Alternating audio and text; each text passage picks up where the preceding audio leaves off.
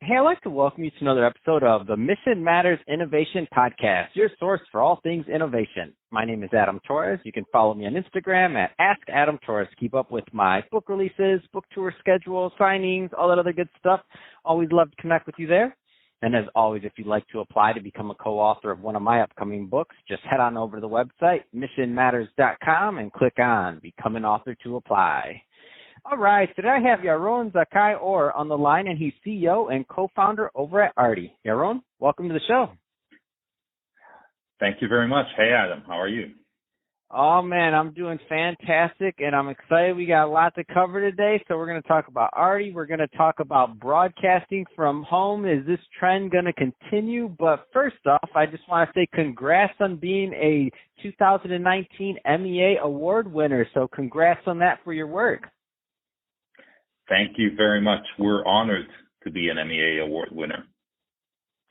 So I want to go a little bit further into the company and the reason why you won an award. So let's just kick it off and get into Arty. So tell us a little bit more about your business, please. So let's see if I can be as engaging as my business is. And Arty is in the trend of doing augmented reality.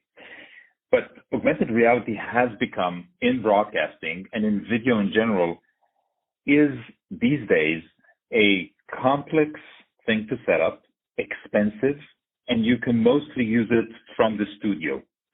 And we're taking this 20 to 30 years old business and moving it to the cloud, thus making it affordable, available everywhere, and easy to use.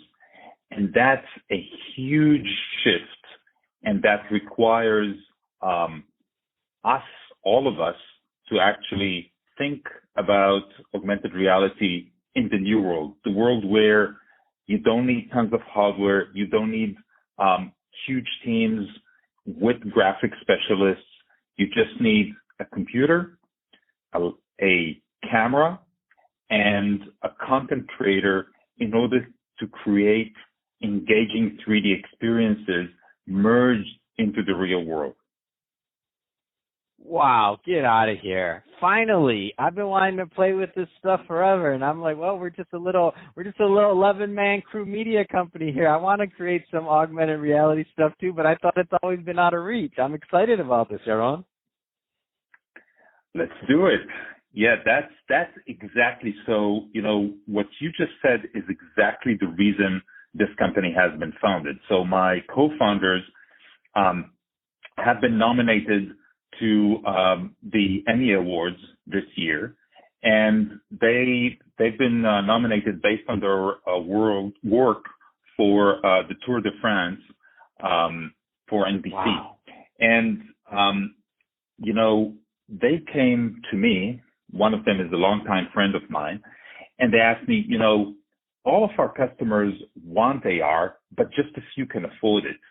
Can you make something that will make everyone be capable of using it? And another of my co-founder, Abner, joined forces with us, and we all, you know, started this path towards making augmented reality and video affordable and easy to use. And, you know, exactly to small media companies that could not afford it up until now, and big broadcasters that could only afford it in their main studios, is exactly how we're planning to take, you know, a market that was only available for the top couple of percentage and take it to the whole market, thus increasing the market size, you know, probably 20 to 30 times. Wow, unbelievable. And I think that's a great transition in today's topic. So let's go a little bit further into that. So broadcasting from home, is this trend going to continue? I mean, where's your crystal ball on this one, Yaron? Because you're working in the middle of all this stuff, and you're even up in the ante with the AR part of things. What do you think happened next? So, you know, up until a couple of years ago, broadcasting from home would have been, you know, sound like science fiction because bandwidth was not there, because availability of graphics was only in the main studio because we didn't have the cloud. These days, you can stream from almost anywhere in the world and be available and accessible to a huge amount of people. So that enables, the kind of core technology, the connectivity enables people to broadcast from wherever they are. And that would make scenarios such as broadcasting from home or broadcasting from the field more and more available. And of course, the biggest challenge that you have is how can you create an experience where you're broadcasting from home or broadcasting from your remote office be as engaging and as rich as broadcasting from your main studio? Wow. So I think personally that the broadcasting part and the streaming, it's not, we haven't started doing it yet over here. And we will, but one thing at a time. So podcast has always been our bread and butter, but I've been pulling for it. I feel like streaming and that people want that, they want that reality feel also. It took reality TV at one point, took over mostly regular TV for your day to day, and so now this streaming thing, it's a big deal. Like there's a lot, even just on Facebook or other things. Like I see what's happening, and I'm like, it blows my mind. Like some of these audiences out there that I would have never imagined in the past. Totally. As we're going into our market in a more significant effort these days. And we're starting to talk with broadcasters from all over the world. And of course, you have, the broadcasters that have been around for many years and are moving into digital. But you also have these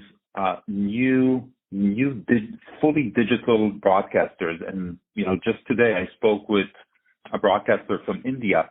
They're 100% on Facebook Live and on their website. That's it. They don't have any traditional analog TV, and I think that the world is definitely moving that way, and the standard or the analog TV is moving that way as well.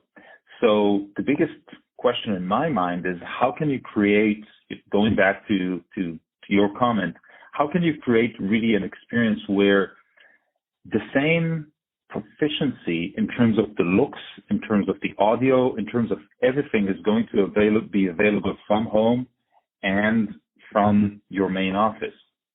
And connecting to Artie, really, if you can create an experience that is full with rich graphics that can bring your computer game to be in front of your, besides the anchor while they're presenting that computer, talking about or reviewing that computer game, then that can be a really thrilling experience.